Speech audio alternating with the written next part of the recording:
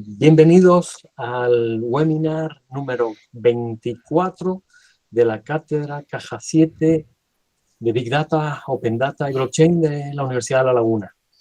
Es un placer hoy, jueves 12 de enero del 23, el primer webinar de este año, tener a nuestros amigos de Open Canarias en este webinar y sobre todo para un tema tan innovador y tan importante relacionado con la Web 3.0. Tecnología TAPL, o no sé cómo lo dicen ustedes, escalabilidad, seguridad y sostenibilidad para la Web 3.0. En primer lugar, quiero dar paso a Carlos Alberto González, director de Estrategia, Sostenibilidad y el Dato de Caja 7 y codirector de la cátedra.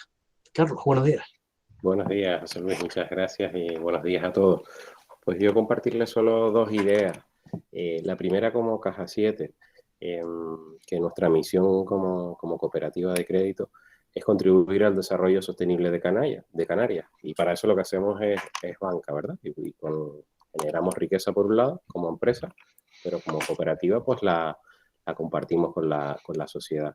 Y uno de los retos que vimos era que vamos, la productividad y la riqueza de las autonomías y de los países iban a estar en la medida que las empresas y las administraciones se digitalizaran, y no podíamos buscar mejor socio que la universidad, mejor director que José Luis, para bueno, pues apoyar iniciativas como la cátedra y que haya gente que vaya innovando por delante y después transfiriendo a la sociedad, ¿no? Y así pues llevamos 4 orgullosos años, estamos.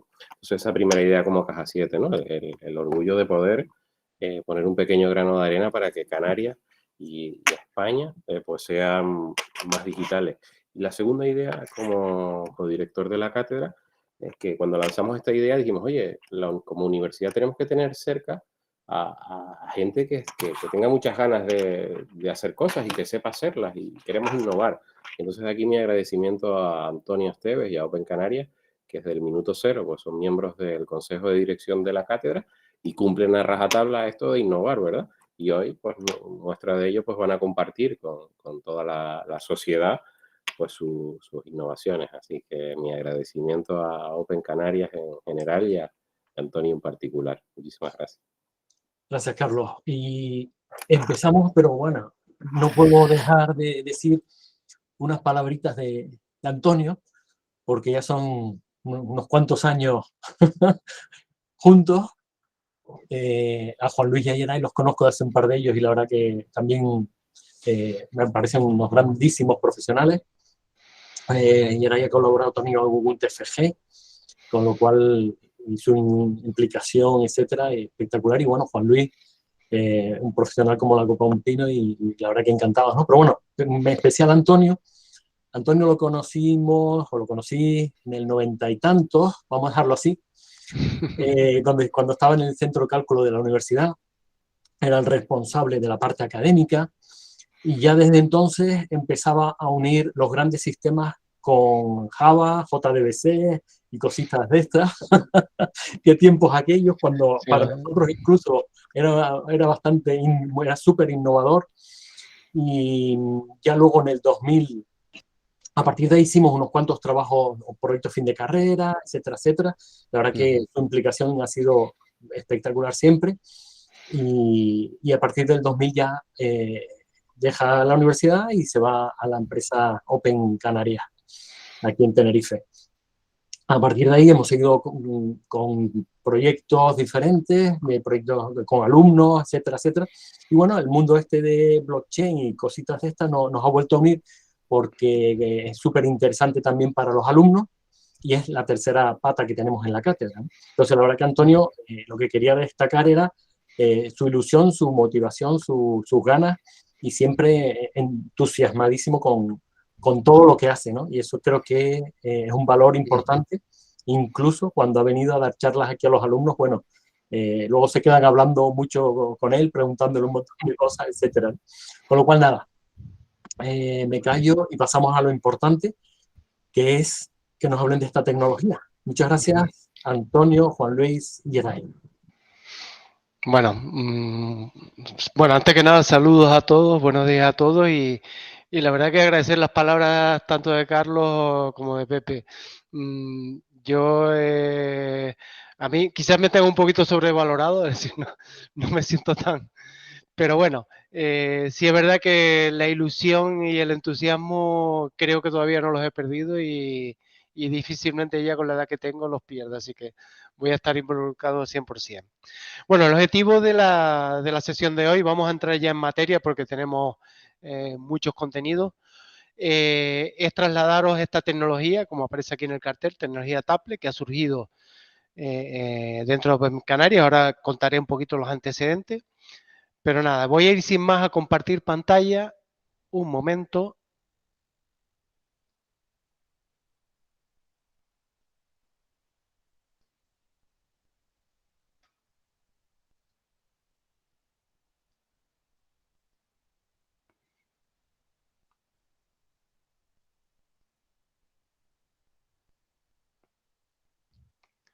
No sé si se ve la pantalla. Sí, correcto. Ya se ve, a pantalla completa. Pantalla completa, sí. Perfecto. Bueno, la agenda, intentaremos trasladar la presentación de este webinar en tres partes bien diferenciadas. Una primera parte que corre a mi cargo, que será contar los antecedentes y el origen de toda esta tecnología, de la solución que hemos planteado. La segunda parte, entraremos ya en las tripas, en cómo es el funcionamiento interno de esta tecnología y por qué es tan, o consideramos nosotros que es tan diferenciadora con respecto a otros planteamientos equivalentes. Y por último, que en este caso será Geray el que como Product Owner describirá todos estos aspectos técnicos y en una última parte Juan Luis contará los casos de uso, algunos en los que estamos trabajando allá, sobre todo en el ámbito industrial y de producción de energía, trazabilidad de agua, etcétera, pero otros múltiples casos de uso que para las empresas que estén aquí participando pueden ser de interés, sobre todo empresas integradoras que puedan usar nuestra tecnología. Y una última parte ya de preguntas y de aclarar cualquier cuestión que queda o que no hayamos sabido trasladar. Bueno, en esta primera parte voy a ir rápido. ¿Quiénes somos? Ya nos ha presentado José Luis, Open Canarias, somos una empresa de base tecnológica que nace en el 96. Realmente podemos decir que somos una spin-off de IBM. Ofrecemos servicios tradicionales TIC. Siempre hemos apostado mucho por la I+D+I, es decir, ahí quizás el vínculo con la universidad y las relaciones y no solo con la Universidad de Laguna, sino con otras universidades, han marcado nuestra trayectoria como empresa y el compromiso con esa investigación. Y después también la capacidad para valorar el talento y sustentar todo nuestro negocio y nuestra propuesta de valor en unos profesionales que considero excelentes, gracias a los compañeros que tenemos, pues estamos donde estamos, y con ellos se nos abre un futuro de grandes perspectivas. Bueno, en lo que respecta a blockchain, estamos involucrados. El primer proyecto más reconocido es el del registro de licitaciones del Gobierno de Aragón, que tuvo un impacto importante tanto a nivel nacional como internacional, por ser un caso referente el uso de blockchain en procesos de administraciones públicas, pero ya habíamos empezado un año anterior con estas tecnologías. Hemos hecho algunas cositas y sobre todo un conjunto de productos que nos han dado mucha experiencia y desarrollos tecnológicos para llegar a donde estamos ahora, que es este registro distribuido que planteamos con la tecnología Taple. ¿De dónde viene todo esto? Bueno, Taple, estamos hablando de que surge de esa experiencia nuestra en proyectos de blockchain. Esto es una breve descripción de lo que es la tecnología blockchain.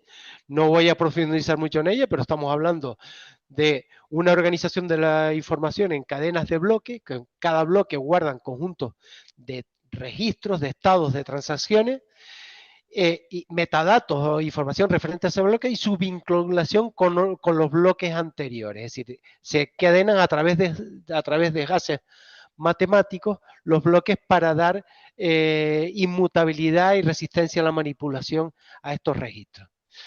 Es como una base de datos, pero totalmente descentralizada, sin un único dueño.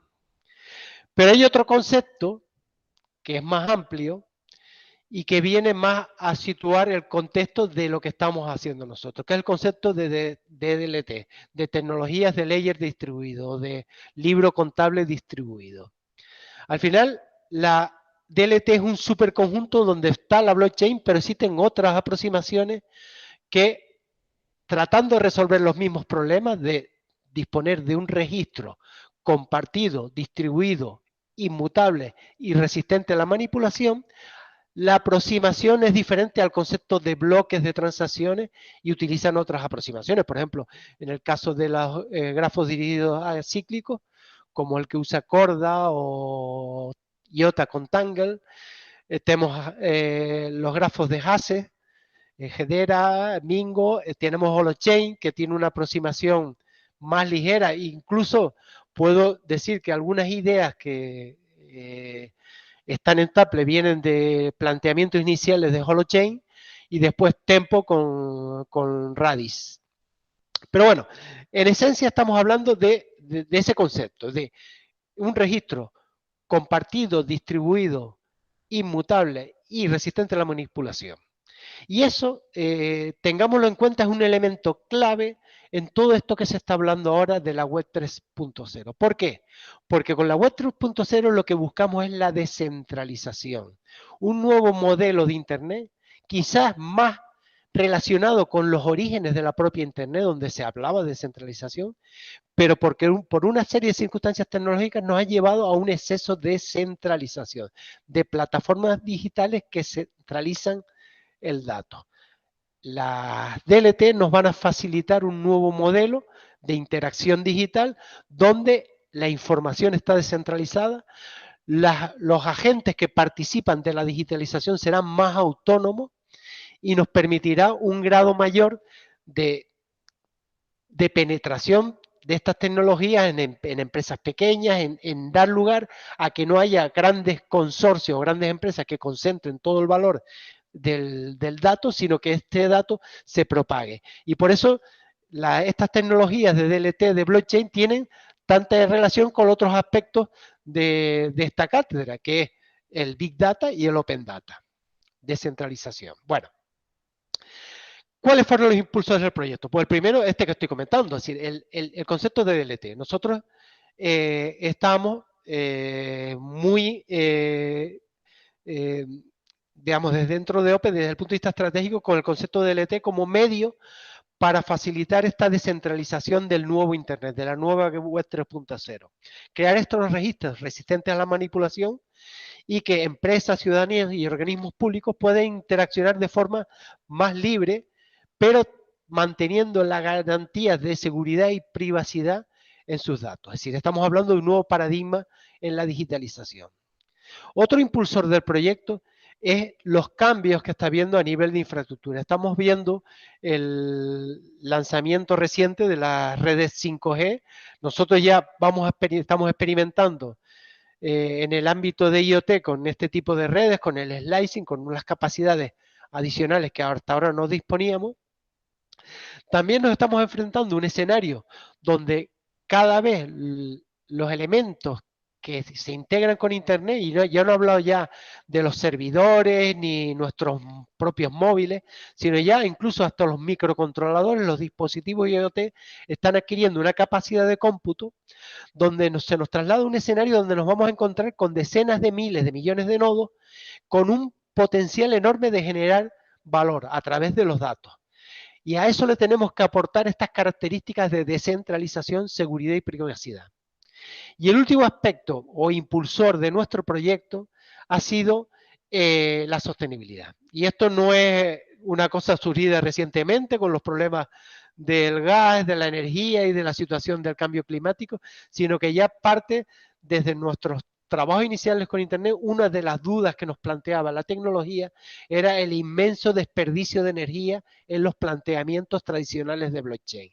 Y parte de nuestra focalización era buscar escenarios donde aplicar esta tecnología DLT, pero que no fueran contraintuitivos. Es decir, no tiene sentido usar una tecnología que provoca un desperdicio de energía en escenarios como la economía circular, huella de carbono, ciudades inteligentes, calidad agroalimentaria, etcétera. Entonces, sostenibilidad también como factor clave de nuestro proyecto.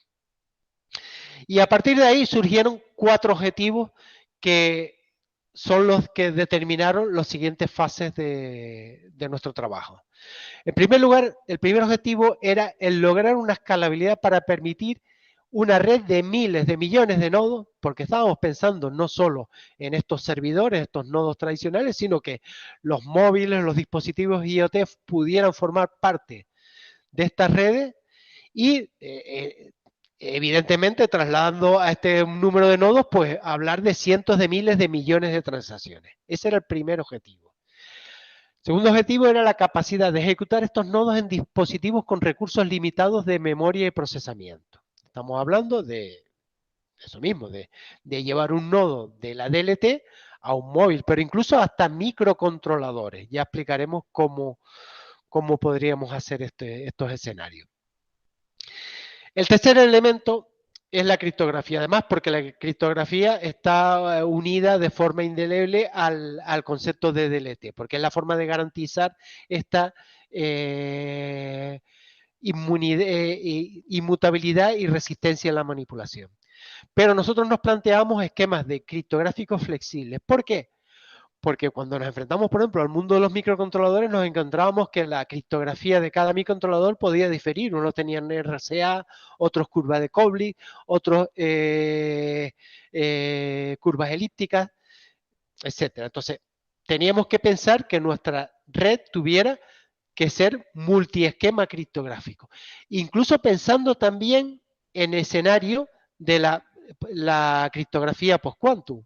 Y sobre todo, y este mes de diciembre ha salido un artículo de unos investigadores chinos, de un grupo de investigadores chicos, que ya argumentan, aunque yo tengo mis dudas y comentándolo con algunos conocidos del ámbito de la criptografía, entienden lo mismo, que su artículo tiene algunos defectos, pero bueno, estamos en escenarios donde estamos procrastinando con el tema de la criptografía post-quantum. Nos vamos a encontrar con el mismo problema que con el efecto 2000, porque dejándolo pasar pensando que los ordenadores cuánticos no van a tener la capacidad de romper RCA, por ejemplo, hasta 2050, nos vamos a encontrar con algún grupo de investigación que a través de soluciones híbridas, combinando computación tradicional con computación cuántica, puedan llegar a resolver los planteamientos, por ejemplo, del algoritmo de Schnorr. Entonces, importante este planteamiento en nuestra tecnología y, por último, lo que comenté antes, es decir, el ser mucho más eficiente y sostenible desde el punto de vista del consumo de energía. Aquí tenemos pendiente un trabajo experimental donde medir nuestra solución con otras redes a nivel de julios por transacción para ofrecer evidencias empíricas de que efectivamente nosotros somos más sostenibles. Todo esto viene de una experiencia, ya lo comenté antes, nosotros empezamos con pilotos en el 2017, hemos abordado el proyecto de licitaciones con el grupo OESIA, hemos abordado muchos proyectos, sobre todo de trazabilidad, y al final nos encontramos que realmente la mayoría de los casos de uso para los que estamos aplicando tecnología blockchain era para trazabilidad. Y eso es un elemento, un punto de partida importante para el diseño de nuestra tecnología. Estamos haciendo proyectos en el ámbito de construcción, de movilidad. Hicimos un proyecto con algún miembro de la cátedra, como Ginés, con Miguel Pintor, de temas de movilidad con TICSA y Tranvía, temas de agua, energía, con Acciona. Y hemos llevado prácticamente tecnologías de blockchain como Fabric al límite. Y hemos llegado al límite de las transacciones. Puedo citar que con Fabric llegamos a 600.000 transacciones a la hora en el caso de uso de movilidad con TICSA. Esto dio lugar a un proyecto en el 2020 de investigación básica en el que asumimos un estudio de estado del arte de la tecnología para determinar si era viable abordar un proyecto interno ya de investigación, que como resultado de esa investigación básica dio lugar al proyecto Applet, que ahora se llama Taple. Apple viene de Autonomous Provenance and Lifecycle Event Tracking. Lo que buscamos una trazabilidad del ciclo de vida de activos y procesos. Es decir, lo que buscamos con este proyecto es una solución de trazabilidad. Y esto es importante porque ya lo describirá Juan Luis más adelante en los casos de uso. Nosotros no vamos a resolver el problema del doble gasto con esta tecnología. Es decir, lo que hace blockchain, que es el resolver el problema del doble gasto, no lo resolvemos. Pero si permitimos trazabilidad, que también lo podemos hacer con blockchain, pero nosotros lo hacemos de forma mucho más eficiente. ¿Todo esto de dónde viene? Pues este proyecto de investigación previo fue un estudio sistemático del estado del arte, abordando los 4 problemas que vimos, es decir, sostenibilidad, escalabilidad y ejecución con recursos limitados. Esos 2 ámbitos también resolvían los problemas de sostenibilidad, porque si logramos optimizar tanto en el consumo de recursos de computación como de memoria, pues estamos logrando también una solución más sostenible. La escalabilidad era clave, es decir, la blockchain tal cual la entendemos ahora no escalaba, entonces sobre todo nos centramos en la selección de los papers, en los estudios comparativos de las diferentes blockchain y cómo resolvían, incluidas no solo blockchain, sino DLT, como IOTA, como Tempo, etcétera, para comparar y ver las diferentes soluciones que nos aportaba. Una cosa importante, la adopción de RAS. Nosotros desde el 2019 ya estamos incorporando RAS como lenguaje de programación en nuestras soluciones.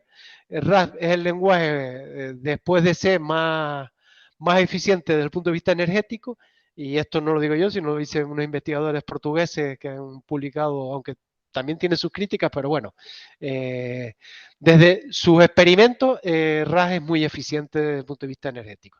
También porque nos aporta una expresividad que no nos aportan otros lenguajes, es decir, y no voy a citarlos, pero hay un lenguaje con unas características similares a RAS, pero que tienen carencias a la hora de expresar lo que queremos en la intencionalidad del código.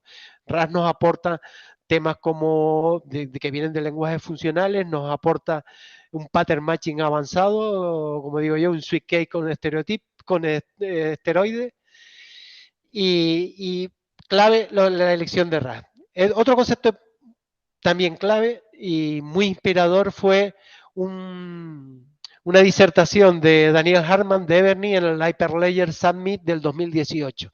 En esa disertación, precisamente la descripción que hace Daniel Hartman está en YouTube, así que se puede seguir esa aplicación. Precisamente sigue el mismo camino que hemos seguido nosotros. Una reflexión donde hasta dónde podemos llegar con blockchain y qué nos aportarían las soluciones. Y él lanzó el concepto de microlayer, de un particionado del layer para facilitar resolver estos problemas de escalabilidad, de consumo de energía, incluso problemas que ya se apuntan, que son problemas muy graves que tiene la blockchain, como el derecho al olvido. Si logramos particionar la blockchain, el tema del derecho al olvido lo tenemos resuelto ya con esta solución. También del concepto de microlayer, Kerry, que es una implantación de un planteamiento para una PKI descentralizada de Samuel L. Smith, que ya está aplicándose en el ámbito de la identidad soberana. Este planteamiento del paper de Kerry fue muy inspirador, y tan inspirador que parte de la base de código nuestra era una implementación que estábamos haciendo de Kerry en RAS nosotros. Si estábamos partiendo del white paper de Samuel L. Smith para implementar una identidad soberana, una PKI descentralizada, y muchas de las ideas están en nuestro código origen que después ya se convirtió en Taple. También muy inspiradores ha sido, y lo tengo que citar, la gente de Parity Tech con sus planteamientos de blockchain, ¿no? En cuanto a arquitectura, muchas decisiones están tomadas de las decisiones que tomaron ellos. Y también, esencial, el stack libp2p, toda esta pila tecnológica que nos ha permitido resolver una parte esencial de las redes descentralizadas, que es las comunicaciones peer-to-peer. todo este stack, y no solo la propia comunicación, sino la seguridad, la encriptación, la garantía, protocolos como Cadelnia, que no sé si los recordaréis, estaban en el intercambio de ficheros de Donkey, perdón, Donkey no, en Emule, en BitTorrent, pues todos estos protocolos los tenemos en este stack tecnológico, con lo cual teníamos resuelto toda esa capa. Pero bueno, para ya acabar con mi parte, ¿qué es Taplet? Al final, Taplet, como José Luis, Tapel es la pronunciación. Temas Apple. Es el acrónimo de Tracking Autónomo. Le cambiamos el nombre porque el nombre original del proyecto era Applet y sonaba mucho a los Applet de Java y fue una decisión interna de cambiarlo a Taplet. Le cambiamos un poquito forzado lo de Tracking Autónomos, entre paréntesis, de procedencia y eventos de ciclo de vida. Es decir, seguimiento autónomo de eventos de procedencia y ciclo de vida. Es una solución DLT permisionada y semipública para trazabilidad de activos y procesos. Y hago énfasis en esto, activos y procesos. Con Taplet podemos desde hacer la trazabilidad de valores discretos, es decir, un producto, un vehículo, un dispositivo, un electrodoméstico, un sensor, etcétera, pero también de valores continuos, un flujo de energía o producción de energía, flujos de agua. La diferencia es que los elementos o los valores discretos los tratamos como activos y los flujos de energía, como no podemos tener una partición y se puede partir al infinito, es un valor continuo, los tratamos como proceso. Y hay dos características también esenciales, que el elemento del que estamos haciendo la trazabilidad, que en nuestra terminología lo denominamos sujeto, subject, tiene un único propietario, es decir, un único responsable del registro de los eventos asociados a ese elemento. Y además, ese registro es unilateral, es decir, no es multilateral. Fijaos, estos dos elementos lo clave que son porque determinan todo el diseño. Es decir, registro unilateral, ya no necesito un consenso. Propiedad única, puedo hacer unos particionados de la red que me permiten escalar miles de millones de nodos, porque puedo escalar horizontalmente, como cualquier, y esto estamos hablando ya de los problemas de paralelismo. Y lo del registro unilateral porque ya no necesito el consenso. Y de nuestra investigación, los elementos clave que restringían la escalabilidad en una blockchain eran la necesidad de réplica, de que todos los nodos tuvieran toda la información y la necesidad de consenso. Nosotros tenemos un pseudo consenso, una forma de validar los eventos, pero es un registro esencialmente unilateral. Y el concepto de microlayer es donde ya aquí se demuestra. Efectivamente, vemos una blockchain tradicional como Ethereum, donde tenemos cada nodo y cada nodo tiene una cadena de bloques. En cada bloque tengo diferentes tipos de transacciones, es decir, transacciones. Por eso yo con una blockchain tradicional, por ejemplo, no tengo derecho al olvido. Yo no puedo borrar una transacción de un bloque porque entonces ya estoy manipulando el bloque. ¿Qué ocurre con Taplet? Taplet, como dije yo, hay una propiedad única, hay un propietario del sujeto y es el propietario, el nodo propietario del layer. Pero puede haber otros nodos que tienen interés en ese sujeto. Puede haber nodos que son validadores de la información, puede haber nodos que son testigos de la información porque están interesados, aunque no tienen responsabilidad en en validar esos eventos. Puede haber nodos aprobadores de peticiones de eventos porque el propietario, como dije, es el que es propietario del layer, pero puede haber invocadores de eventos de fuera. Por ejemplo, yo puedo tener la trazabilidad de mi vehículo, pero puedo ir a un taller y en ese taller me pueden hacer una reparación y generar un evento sobre mi vehículo, ese invocador externo. Entonces, tengamos en cuenta eso. Pero ya aquí estamos hablando de un particionado, tanto a nivel del layer, es decir, que el layer es por sujeto, como de los involucrados en el layer, que son estos, el propietario, pero también pueden ser invocadores, pueden ser testigos, pueden ser validadores o pueden ser aprobadores. Y podemos ser, para un layer, ser nosotros propietarios, pero podemos ser validadores para otro. Podemos ser testigos de un layer. Por ejemplo, yo puedo ser propietario de mi vehículo, testigo de los eventos de gestión de residuos en mi ayuntamiento, porque estoy preocupado por el medio ambiente. Puedo ser validador de eventos de otro layer. Es decir, aquí las combinaciones son, y eso ya, y para los que vengan de paralelismo, entenderán perfectamente por qué afirmamos que esto puede crecer al infinito. Es decir, el particionado, este particionado implícito en la misma lógica de la red nos permite crecer de forma infinita. Y otros aspectos claves son el modelo de propiedad única, que ya he mencionado, el modelo de confianza basado en validadores y la gobernanza basada en reglas. Es decir, al final todo esto se establece a través de una gobernanza que Geray explicará más adelante y donde entraremos en cómo describir esto con más detalle. Y finalmente, una visión general de la que una red Taple puede ser un dispositivo personal donde tiene una aplicación nativa que tiene vinculada a nuestra librería, puede ser un nodo en Edge Computing que tiene también vinculada a nuestra librería, pueden ser dispositivos en el cloud, on-premise, etcétera. Es decir, incluso, como he dicho, podemos llegar a microcontroladores. Y por mi parte, estos son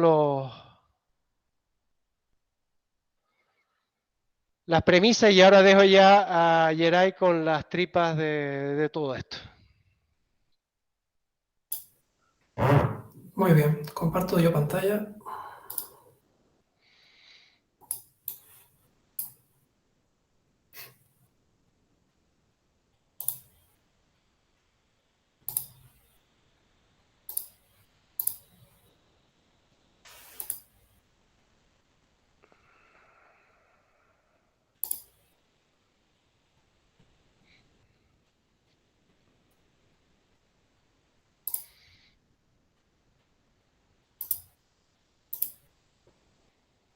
Bueno, creo que ya ven la pantalla, ¿verdad? Ya tenemos. Vale, pues yo voy a contar un poco, intentaré que sea lo más sencillo posible, algunos de los aspectos claves de la tecnología Taple, aunque Antonio ya ha hecho una bastante buena introducción a muchos de ellos. ¿Vale?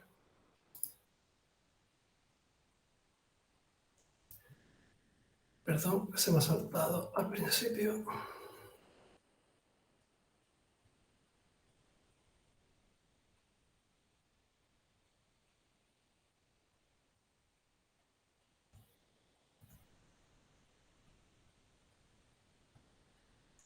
Vale. Vale, pues empezaremos un poco por el concepto de sujeto que ya ha introducido Antonio. ¿Qué es un sujeto? Al final un sujeto es el mecanismo de particionado de Taple. ¿Vale? Como ha dicho Antonio, pasamos de una red con un único ledger a tener múltiples ledgers, múltiples microledgers, como ha introducido Antonio.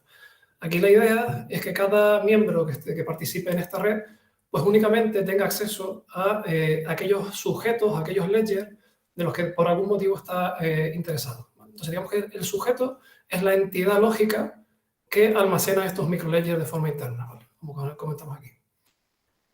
Cada sujeto tiene un microledger y tiene un estado. Básicamente el estado únicamente es la representación del estado final, valga la redundancia, de la información que está representada dentro del microledger. El microledger final simplemente es una cadena, en nuestro caso, de eventos, y cada uno de estos eventos pues, puede modificar cierta información almacenada en el ledger, ¿vale? Pues esta información, la que denominamos estado, está modelada por un esquema. El esquema no deja de ser una estructura de datos, que lo veremos un poquito más adelante, una estructura de datos que lo que nos permite es definir cuál es la estructura válida de información que se va a almacenar en el sujeto. De forma que dentro de una red puede haber diferentes esquemas, con lo cual podemos tener sujetos que modelan unas u otras cosas. ¿Vale? Como bien dijo Antonio, cada sujeto tiene un único propietario. Esto tiene una importancia clave, y es que el propietario es el único miembro de la red que puede hacer modificaciones efectivas de un sujeto. Es decir, es el único que además, como veremos, tiene el material criptográfico necesario para generar un evento válido dentro de un sujeto. Pero que él sea el único que puede hacer una modificación efectiva no quiere decir que no puedan haber otros miembros de la red puedan generar modificaciones. Básicamente lo que tenemos es el concepto de petición, que también veremos un poquito más adelante cuando veamos el ciclo de vida de un evento, ¿vale? Tenemos el concepto de petición, en la que los peticionarios le envían una petición de evento al propietario para que éste sea el que la introduzca dentro del sujeto. Aparte, cada sujeto está asociado a una gobernanza, que también lo introdujo Antonio. Al final es definir las reglas de juego de la red, ¿vale? Y pues cada sujeto tiene un identificador único y un par de claves únicas. Como les comentaba, el propietario del sujeto es el que posee este par de claves, que es el que le permite realizar las modificaciones efectivas del sujeto, introduciendo eventos en la cadena.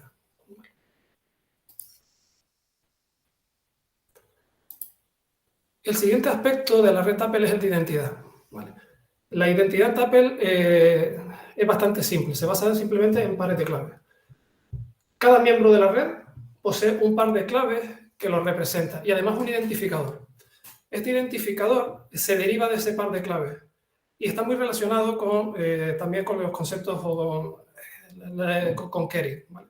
Al final, como decía Antonio, queremos un sistema que sea flexible criptográficamente, que admita diferentes tipos de algoritmos criptográficos, y para ello lo que hacemos es que a partir de este par de claves y del algoritmo criptográfico que las genera, se genera un identificador. Al final es una cadena de texto, una cadena alfanumérica, que incluye toda la información para poder deducir cuál es la clave pública que le identifica, pero también el algoritmo con el que ha generado. Una vez estás dentro de la red, tienes tu par de claves y tienes tu identificador, pues tú puedes, como dijo Antonio, puedes tener una serie de roles dentro de la red, ¿vale? ¿Qué roles tenemos? Pues los vemos aquí. Roles propietarios. Significa que eres propietario de un sujeto. No todos los participantes de la red pueden estar interesados en ser propietarios, ¿vale? Aquí los propietarios son aquellos que tienen el material criptográfico con el que modificar de forma efectiva los sujetos. Después tenemos los invocadores, los que les comentaba. Aunque solo el propietario puede realizar una modificación efectiva en un sujeto, un invocador puede solicitarle que introduzca información, ¿vale? Después tenemos los aprobadores.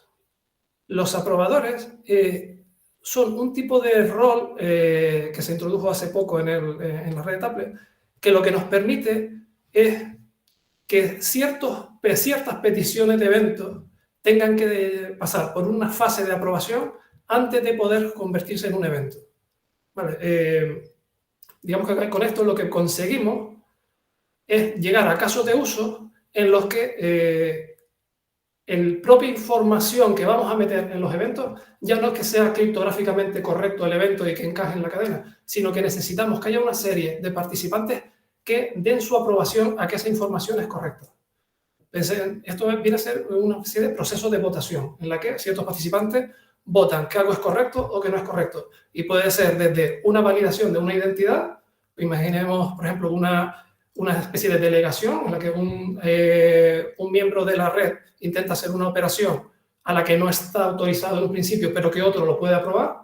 Pensemos también, por ejemplo, en mediciones. Se intentan introducir mediciones de temperatura, control de acceso, etcétera, que necesita que haya también un miembro de la red que dé fe de que eso es correcto, de que es verdad, antes de que forme parte de la cadena, o incluso, como veremos después, los propios cambios en la gobernanza que necesitan ser aprobados por los miembros de la red. Después también tenemos el perfil de validador.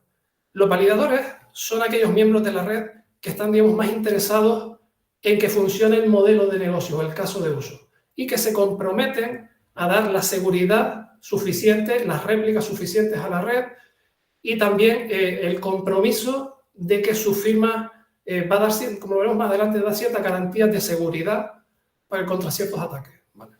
Y después tenemos los testigos, que básicamente son perfiles de miembros de la red que simplemente están interesados en la información. Digamos que me interesa tener una copia de esos sujetos porque me interesa la información que almacenen, pero yo, en principio, no voy a operar con ellos, no voy a interactuar con la red, no voy a aportar mi firma para nada y no voy a hacer ninguna invocación. Como dijo Antonio, dependiendo del sujeto, un mismo participante de la red puede tener uno o varios roles. Puede ser testigo de algunos sujetos, puede ser testigo e invocador, puede ser propietario de otro, puede ser validador o aprobador.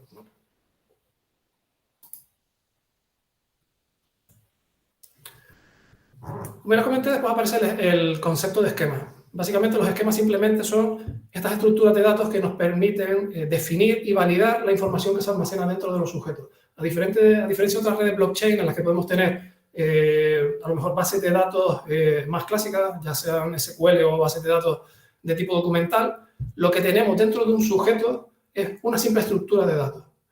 Piensen en esto como una especie de gemelo digital, ¿vale? Cada sujeto al final lo que representa es un activo o es un proceso, es una especie de un gemelo digital de un activo o un proceso que existe en la vida real, ¿vale? Entonces, este estado que guardamos dentro del sujeto almacena esa información contra un esquema. Y este esquema simplemente nos permite definir esa estructura y nos permite validar que cualquier cambio que se desee incluir en un sujeto no rompa con el esquema esperado. En concreto, ahora mismo lo que estamos utilizando es JSON esquema para la descripción de estas estructuras de datos. Después aparece el concepto de evento. Es obvio, hemos dicho, tenemos los sujetos, dentro de cada sujeto tenemos una cadena, un microledger en el que estamos enlazando bloques de información o elementos de información, y estos elementos de información los denominamos eventos, porque al final lo que representan es algo que ocurre digamos, en la vida real, que afecta a este activo, que afecta a este proceso y que produce, de alguna forma, un cambio en su estado. ¿Vale? Entonces, al final lo que tenemos es simplemente, nuestro microledger se compone de una cadena de una sucesión de eventos, y por cada evento que introducimos en el ledger se produce una actualización del estado del sujeto.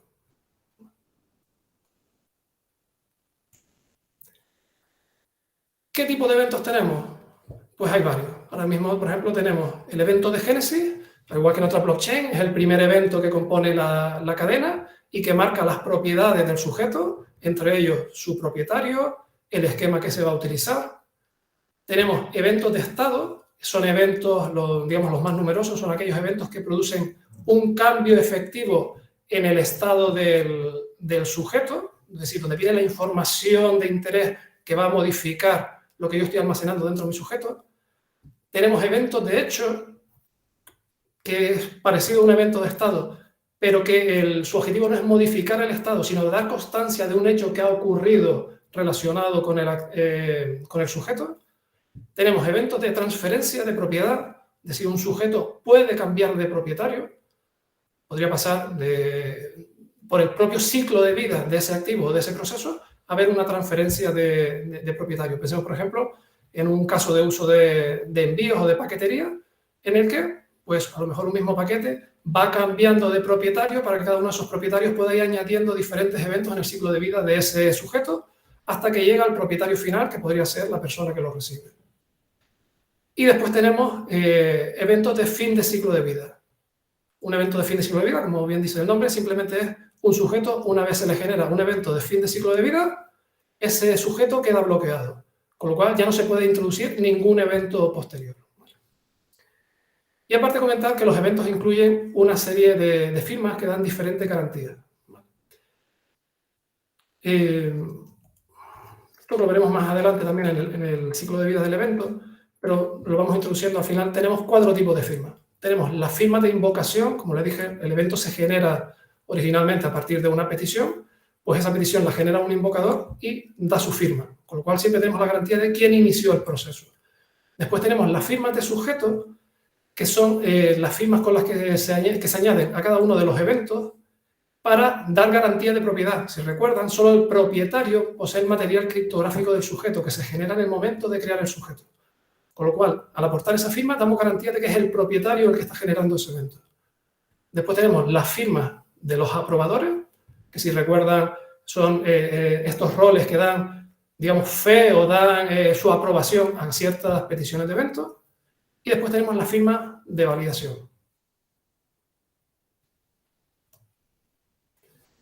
Y después entramos en el concepto de gobernanza. Como les dije antes, la gobernanza no deja de ser definir las reglas del juego dentro de un caso de uso o de varios casos de uso. Entonces, dentro de Tupper, cuando empezamos a definir el concepto de gobernanza, nos dimos cuenta de que había una serie de retos inherentes al concepto de red que nos estábamos planteando. El primer reto era que hubiese una creación dinámica de sujetos. No estamos hablando de por ejemplo, una blockchain en la que tenemos un particionado estático, es decir, ya cuando arrancamos la blockchain tenemos digamos, un particionado en el que tenemos 64 cadenas y ya son conocidas desde el momento en el que arrancamos. Aquí estamos hablando en el que cada uno de estos microledgers aparecen y desaparecen de la red de forma dinámica.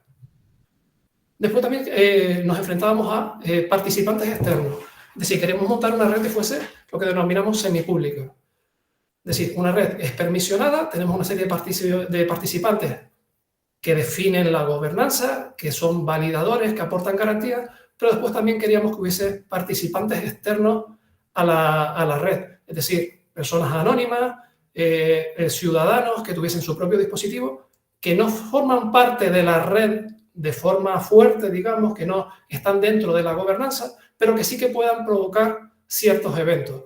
Por ejemplo, siendo propietarios de algunos sujetos que son propiedad suya, que modelan a lo mejor, como bien dijo Antonio antes, a lo mejor podrían modelar un coche, es su coche. Ellos no pueden introducir eventos directamente, pero sí que son los propietarios de ese coche, con lo cual son los propietarios de ese sujeto. Y después también otro era que fuesen roles basados en intereses. ¿Esto qué significa? Sería muy difícil que esta red pudiese escalar mucho si en la gobernanza tuviésemos que definir uno por uno cada uno de los roles de cada persona en cada momento o en cada situación. O si para cada nuevo sujeto que se introduce tuviésemos que estar modificando la gobernanza para decir, para este nuevo tipo de sujeto o para este sujeto con estas propiedades, el interesado es este, el validador es este y el aprobador es este. Entonces lo que se decidió fue generar una gobernanza basada en reglas, como veremos ahora. Entonces, como vemos aquí, la gobernanza básicamente es eso, es la definición de las reglas del juego y lo que almacena dentro es la información necesaria para definir estas reglas. Tenemos la lista de miembros, que como dijimos puede ser una red semipública o semiabierta, significa que no todos los miembros tienen por qué estar de forma explícita dentro de la gobernanza. Se definen los esquemas que se pueden utilizar, es decir, qué modelos de datos se pueden utilizar al crear los sujetos. ¿Sí? Podemos tener, en un caso de uso de paquetería, tendremos unos tipos de esquemas, un caso de uso de gestión de control de acceso, tendríamos otros esquemas, etc. Después hay una parte de permisos, donde definimos quién puede hacer qué, es decir, quién puede crear sujetos y bajo qué condiciones. A lo mejor tú puedes crear un sujeto o un tipo de sujeto concreto, pero tú no puedes crear otro tipo de sujeto, o a lo mejor lo puedes crear bajo ciertas condiciones, ese tipo de cuestiones.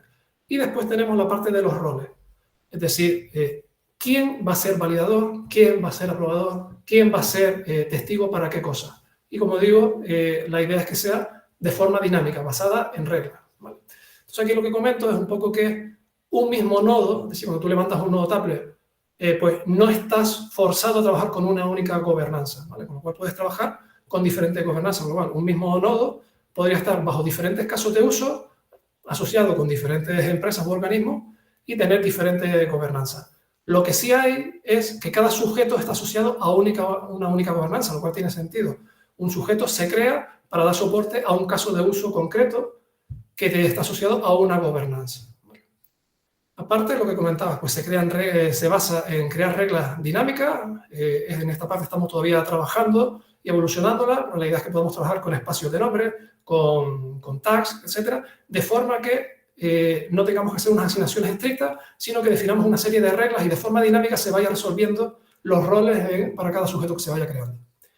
Y por último, comentar que la propia gobernanza es un sujeto en la red, de forma que utilizamos el mismo protocolo con el que se comparte o se aprueban los cambios en un sujeto, etcétera, para cualquier sujeto normal, es exactamente el mismo protocolo que se utiliza para la gobernanza. ¿Vale? No deja de ser un sujeto dentro de la red de Tupper.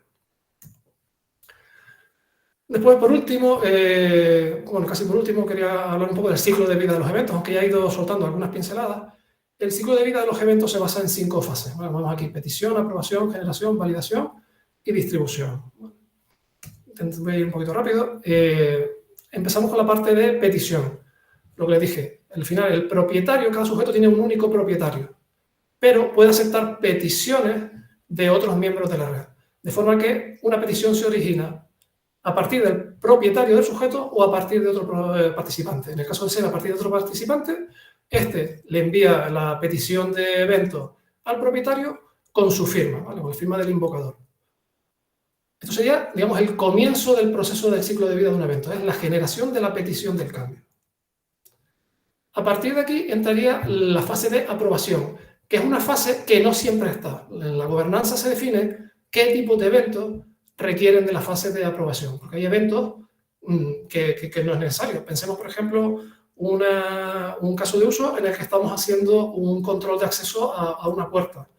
Entonces, si en el microledger en el que se almacena la información de la puerta, guardamos cuando la puerta se ha abierto o se ha cerrado, el que se ha abierto o que se ha cerrado esa puerta no es discutible. Es un sensor que dice si la puerta se ha abierto o se ha cerrado. No tiene sentido que esto sea aprobado. Diferente sería que alguien solicita desbloquear la puerta. A lo mejor ese solicito que alguien me desbloquee la puerta sí que necesita ser aprobado esa petición de evento. Pero el hecho de que la puerta se haya abierto o se haya cerrado, no. Vale, aquí vemos la diferencia de por qué a veces es necesaria esta aprobación y a veces no. Una vez se tienen las firmas de aprobación, si fueron necesarias, el siguiente paso es la generación del evento en sí. En este punto, el propietario del sujeto toma esta petición de evento, esas firmas de aprobación, y compone, bueno, se añade una serie de metainformación del sujeto y del evento, se le añade la huella criptográfica del evento anterior para generar la cadena, se compone el evento y se le añade la firma del sujeto, como ya les comenté antes, ¿vale? Al añadir esta firma del sujeto, lo que estamos dando garantías es de que este evento lo está generando el propietario. Más allá que después a ti te pueda llegar directamente del propietario o a través de otro miembro, de otro participante de la red. Pero al estar firmado por el sujeto, sabemos que solamente el propietario del evento tiene el material criptográfico del sujeto, con lo cual podemos validar que el evento es, al menos criptográficamente correcto.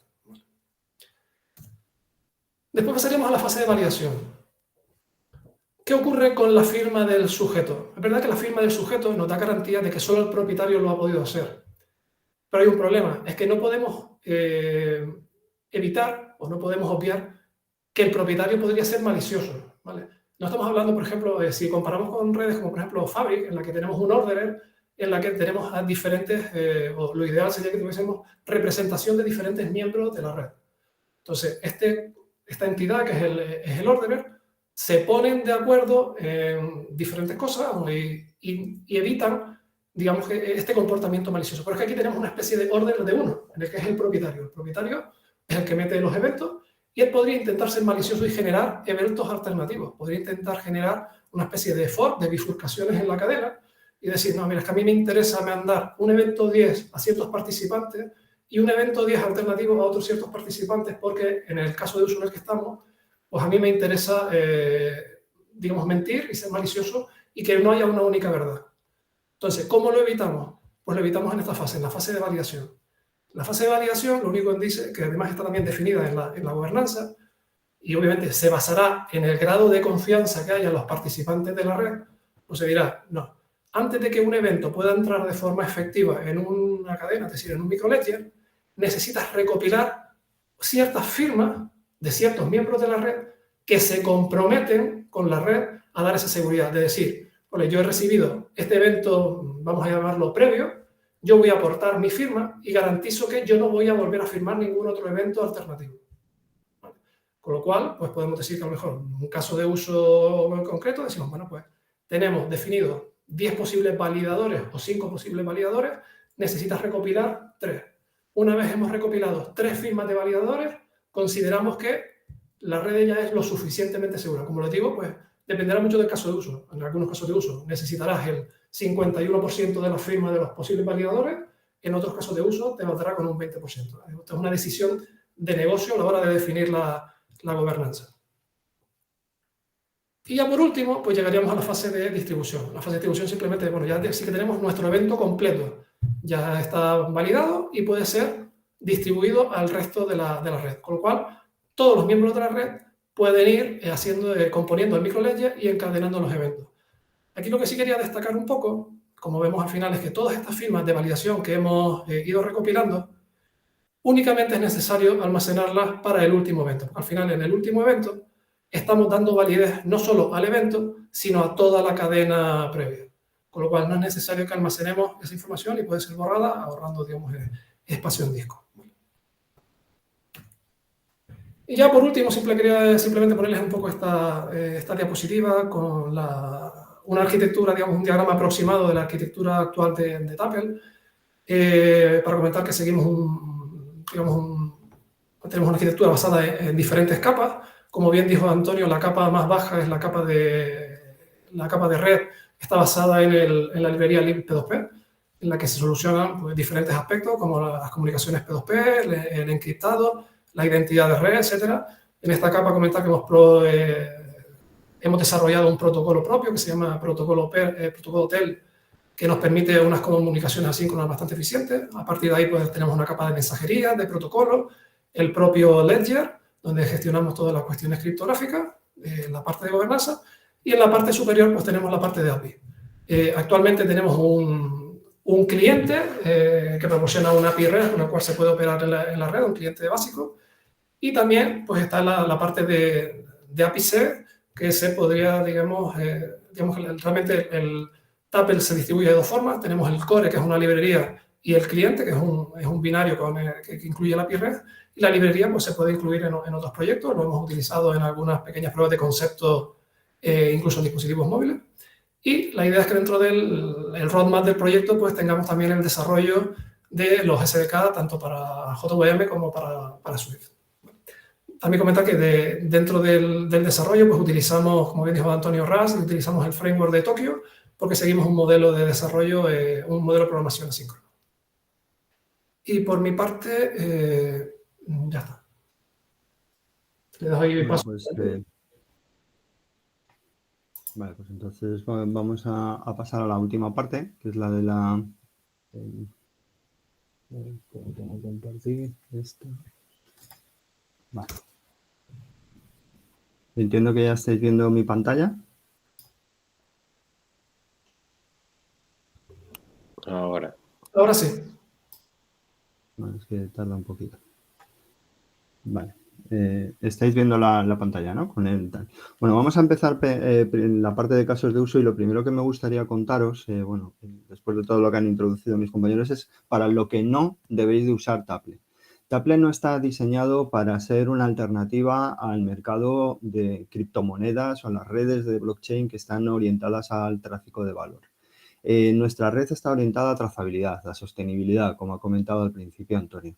Entonces, no pretendemos ser una alternativa pues, a Bitcoin o a las redes tipo Ethereum en el sentido de criptomonedas o de casos de uso en los que haya un pago o una transferencia de valor, porque no queremos resolver ese problema, que ya lo resuelve muy bien Bitcoin y ese tipo de soluciones. Lo que queremos es solucionar, sobre todo, los problemas de sostenibilidad y de trazabilidad.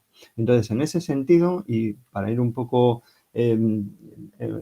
cerrando un poco la presentación, quería haceros ver, ¿no?, que todos los activos, todos los procesos, todos los documentos tienen trazabilidad, ¿vale? Estamos generando eventos. Entonces, en ese sentido, y como ha comentado Geray, con ese proceso de creación del evento, validación del evento, aprobación, generación, lo que estamos haciendo es ir gestionando, ir documentando en nuestra cadena de microlayers los eventos relacionados con ese asset, con ese producto, con ese documento, con cualquier cosa que podamos querer trazar, ¿no?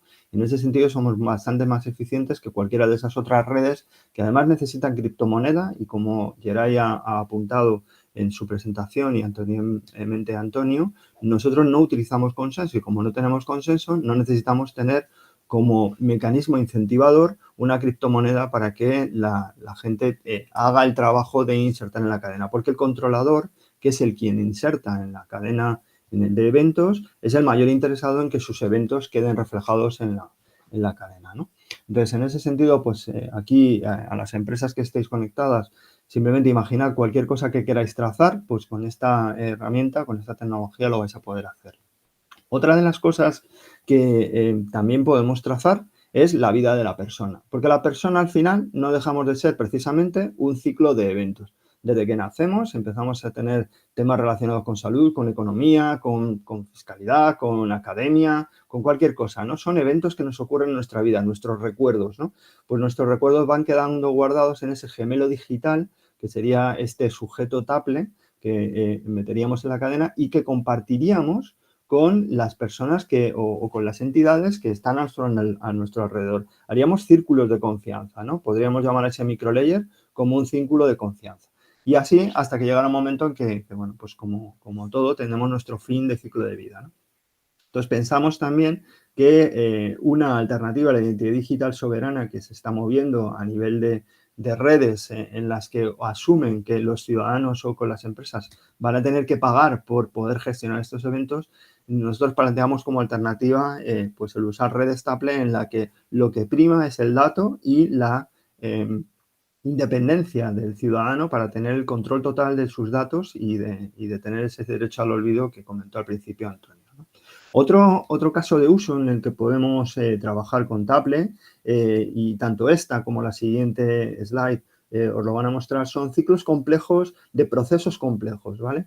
Hemos hecho una prueba de concepto del ciclo integral del agua con una empresa de una gran empresa del país, básicamente para un poco ir sensorizando desde el origen a través de los controladores IoT, van dejando sus huellas dentro de esta red Taple de aquellas cosas que están registrando, y como decía Geray, si el sensor mide el número de metros cúbicos que pasan, son los números de metros cúbicos que pasan, y ahí no hay duda, son los que el sensor está diciendo que hay.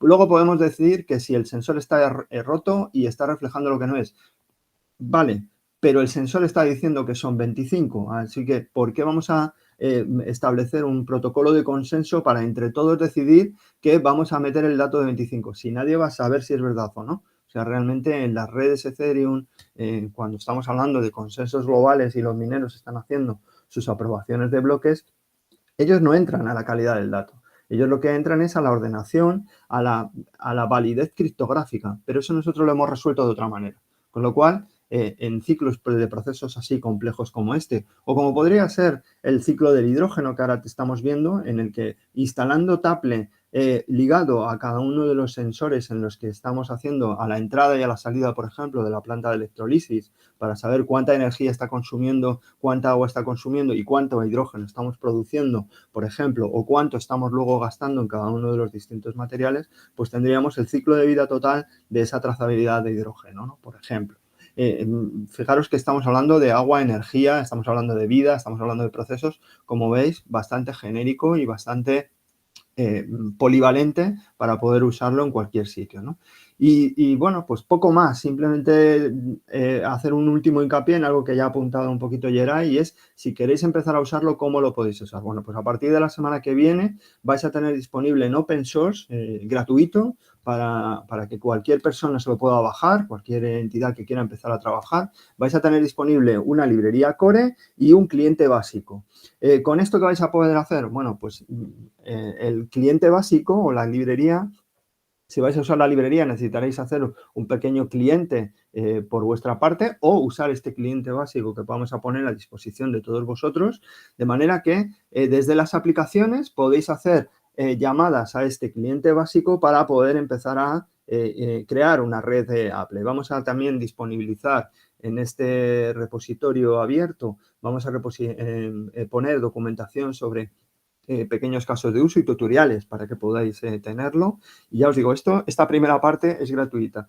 Vamos a tener ya, eso sí, ya como licencia corporativa, ya una licencia de pago, a aquellas otras empresas que digan, no, pero yo no quiero este cliente básico, quiero uno más avanzado, más potente, con más rendimiento, con más capacidad de almacenamiento, con más capacidad de gobernanza. Bueno, pues ese cliente avanzado lo hablamos y vemos qué coste tendría. También vamos a empezar a poner, aparte de este cliente básico, pues otra serie de módulos, como ha apuntado Geray. Lo estamos liberando el cliente básico con un API REST, pero vamos a crear también APIs para Android, APIs para C, APIs para iOS, etcétera, que llevarán un coste para ese tipo de dispositivos específicos si queremos integrarlo con aplicaciones, ¿vale? Pero la parte básica para que podáis empezar a usarlo, para que podáis empezar a trabajar con ello, la vamos a disponibilizar la semana que viene de modo gratuito. Y poco más, porque no quiero enrollarme más porque ya hemos superado el tiempo con creces del webinar de hoy. Lo único era preguntaros si tenéis alguna pregunta. Estamos aquí para tanto ahora como después a través de nuestras redes sociales. Podéis contactar con nosotros y preguntarnos cualquier cosa sobre este producto y cómo empezar a usarlo. Nuestra intención no es crear aplicaciones finales, como habéis visto, sino crear la infraestructura para que la gente, los integradores, los desarrolladores puedan empezar a crear cosas sobre esta tecnología. Es como una capa adicional que vamos a poner sobre la capa de Internet, ¿no? Para evolucionar a esa web 3.0 o a esa web 4.0, que realmente está más orientada a esa web 4.0 ya nueva, para que podáis empezar a trabajar. Entonces, si tenéis alguna pregunta antes de que acabemos, pues tenéis ahora el momento de hacerla. Y si no, bueno, pues podéis contactar con nosotros a través de nuestra página web y a través de nuestro correo. Mencionar simplemente que Taple es un proyecto que hemos conseguido financiación europea para poder trabajar en él y seguir evolucionando en él con este registro. Y bueno, pues daros las gracias a todos por la atención. Sabemos que no es fácil digerir una charla tan técnica. Y bueno, la hemos intentado hacer muy suave, no entrar en mucho detalle matemático o criptográfico, pero queremos daros las gracias por ello y a la cátedra por habernos dado la oportunidad de compartir este conocimiento con vosotros. Tenéis aquí el correo, entonces podéis contactar con nosotros a través de ¿vale? Muy bien, muchas gracias Juan Luis, Geray y Antonio. Urco comenta, bueno, sí, la grabación va a estar, y luego hacía dos preguntitas por el chat.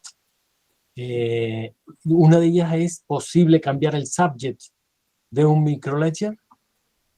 Y la otra, ¿nos permite el Taple Core gestionar varios sujetos en un dispositivo o proceso? Bueno, a la primera, el subject es el microledger, es decir, va indeleble, es decir, podemos hacer que un sujeto pues llegue a su fin de ciclo de vida. Imaginemos un proceso de economía circular. Pues tenemos trazabilidad, no sé, de un taladro. Llega el taladro al fin de ciclo de vida, pero sus piezas se van a reutilizar para fabricar otros productos. Pues hay un end of life, pero hay unos materiales que tendrán un génesis para un nuevo proceso y son nuevos subjects. Pero insisto, el subject va pegado a un microlayer.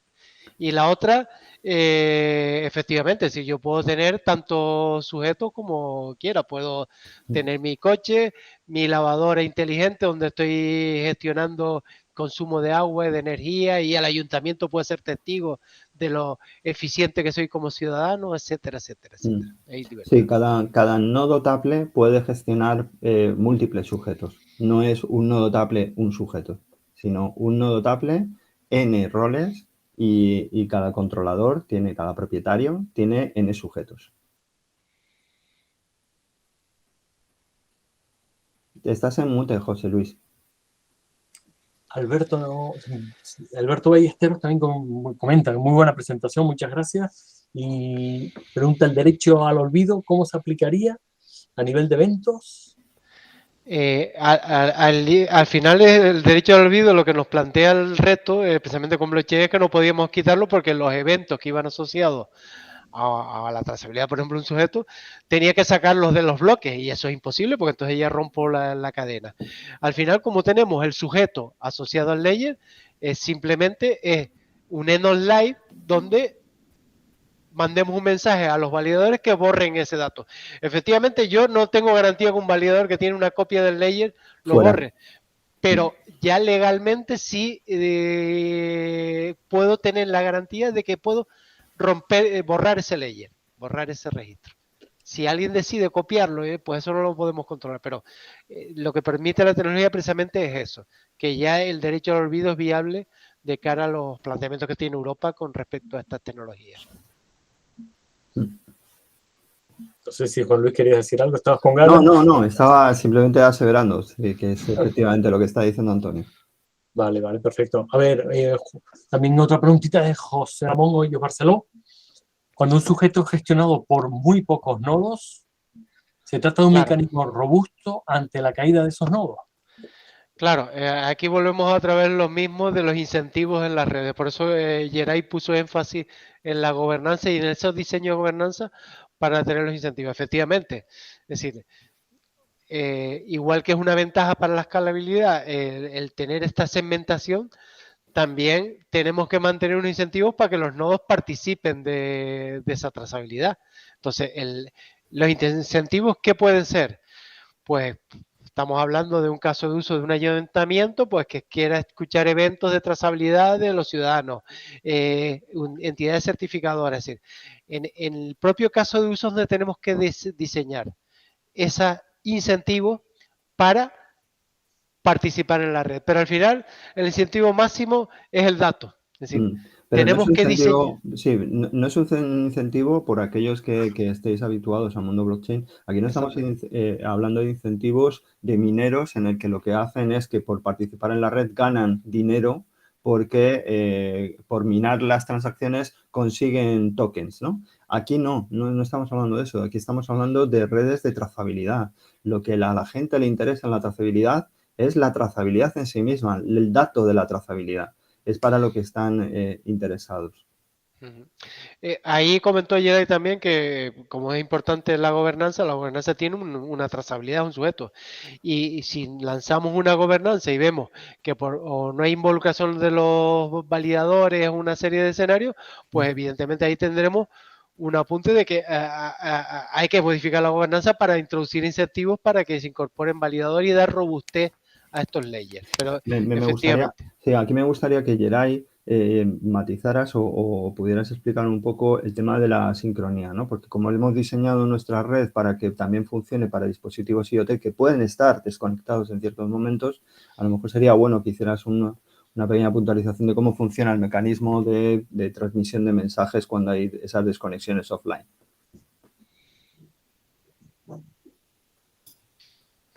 Vale, ¿te refieres de cara a las comunicaciones entre el propio propietario sujeto y el resto de los participantes? Sí, correcto. Sí, porque yo creo que la pregunta que han hecho va un poco relacionada con eso, ¿no? Cómo podemos asegurar que no haya esas desconexiones en un momento dado. Yo creo que más bien lo que pregunta José Ramón va un poco en el hecho de que si ciertos nodos no están operativos, si digamos el modelo de negocio se cae, creo yo, es a lo que se refiere. Yo creo que aquí Antonio iba acertado en lo que comentaba en el sentido de que cada caso de uso es diferente y es una cuestión de negocio el poder definir de forma correcta la gobernanza, de forma que tengamos un compromiso obviamente, entre más miembros metamos en la gobernanza, por ejemplo, para hacer validaciones, obviamente eso va a repercutir en el rendimiento. Pues si tenemos 1 millón de validadores y necesitamos el 100% de las firmas, obviamente es un compromiso muy grande porque necesitaríamos que todos los validadores estuviesen operativos para conseguir sus firmas. Entonces estaríamos poniendo unas restricciones demasiado grandes. Obviamente, si nos vamos al punto inverso, digamos, y ponemos unas restricciones muy laxas, pues dependiendo de la confianza que tengamos en la red, a lo mejor estamos entrando en un problema de seguridad. Si a lo mejor decimos, nos fiamos todos de todos y decimos, con que uno firme, somos 100.000, pero desde que uno firme es suficiente para dar garantías de seguridad a la red, pues estamos cometiendo un error, porque al final lo que estamos haciendo es dando oportunidades a que haya un comportamiento malicioso. Digamos, el propietario dice, pues yo soy propietario, voy a hacer un comportamiento malicioso, solo tengo que convencer a uno entre 100.000 para que se ponga de acuerdo conmigo. Obviamente estamos cometiendo también un fallo. Por eso digo que es una decisión muy de negocio, el buscar ese equilibrio correcto entre el rendimiento que queremos, la confianza que tenemos de la red o que queremos tener de la red, el tipo de caso de uso. Nosotros aquí nos hemos planteado, por ejemplo, casos de uso en los que realmente no hace falta ni siquiera validadores. El otro día veía también en una exposición en internet que alguien decía, bueno, porque si yo quiero tener una blockchain para registrar los accesos al coche, digo, ¿qué pasa? Que si el coche se queda sin acceso, sin internet, no puedo entrar en el coche. Pues a lo mejor ahí pues, estamos en otro tipo de caso de uso en el que a lo mejor no hay un validador externo y el propio coche hace de validador y no necesitas más garantías. Y después lo que tendrás es, cuando el coche tenga acceso a internet, pues comunicará esa información a los testigos, que a lo mejor podría ser, por ejemplo, la compañía de seguros con la que tienes el coche. Pero el validador en ese caso mejor es el propio coche y ni siquiera te necesitas tener acceso a internet, porque en ese caso de uso no hace falta. ¿Vale? Entonces yo creo que eso es muy, muy dependiente del caso de uso y del nivel de confianza que tengamos en los participantes. Genial. Tierra Libre pregunta, Sí. ¿cada cliente básico ya tiene el estado de sus redes? ¿Es ya la base de datos distribuida? ¿Lo podemos usar ya para casos de uso? Sí. Cada cliente tiene el estado básico. Es decir, al final, los clientes ahora como está ya reciben eventos y van persistiendo en la base de datos y se está propagando entre la red. Es decir, de hecho, la semana que viene, como comenta Juan Luis, ya estará disponible incluso ejemplos para que los que quieran puedan montar una red y empezar a simular ya redes con diferentes nodos y propagando eventos. Perfecto, da las gracias. Y bueno, el Marco Colebrook da la enhorabuena a Open Canarias por este proyecto y Antonio Yeray y Juan Luis por la presentación. Muy orgullosos del trabajo que desarrollan desde Tenerife al resto del mundo. Vamos Yo a quiero ver. poner la coletilla que yo estoy en Gran Canaria. Yo lo meto así un poquito. Y Juan Luis en Madrid. Y yo en Madrid. Juan Luis Madrid, o sea que es de Bueno, todos esto es lados. un ejemplo de precisamente de que desde Canarias se puede hacer Sí. tecnología distribuida y es el mejor ejemplo de que somos una DLT. Sí. Estamos distribuidos. Perfecto. Bueno, en este caso nosotros somos los visualizadores. Sí. Muy bien. Pues nada, están dando la enhorabuena. José Ramón, Yobé, Sisto, lo están viendo ustedes por ahí. Yo creo que ya es un momento, no sé si quieren acabar con algo concreto. No, solamente daros las gracias por la oportunidad que hemos tenido de demostrar una nueva tecnología, que yo creo que es para lo que la cátedra sirve, ¿no? Para difundir tecnologías y para poder difundir el conocimiento, que es lo fundamental, ¿no? Y bueno, pues compartirlo.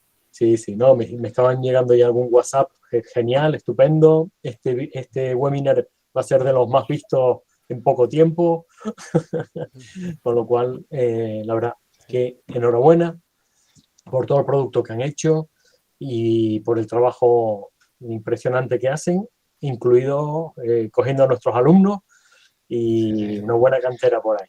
Sí, yo sí quería acabar con eso, precisamente que sepamos todo, que básicamente, bueno, hay gente también de otras universidades, pero el núcleo duro es de la Universidad de La Laguna.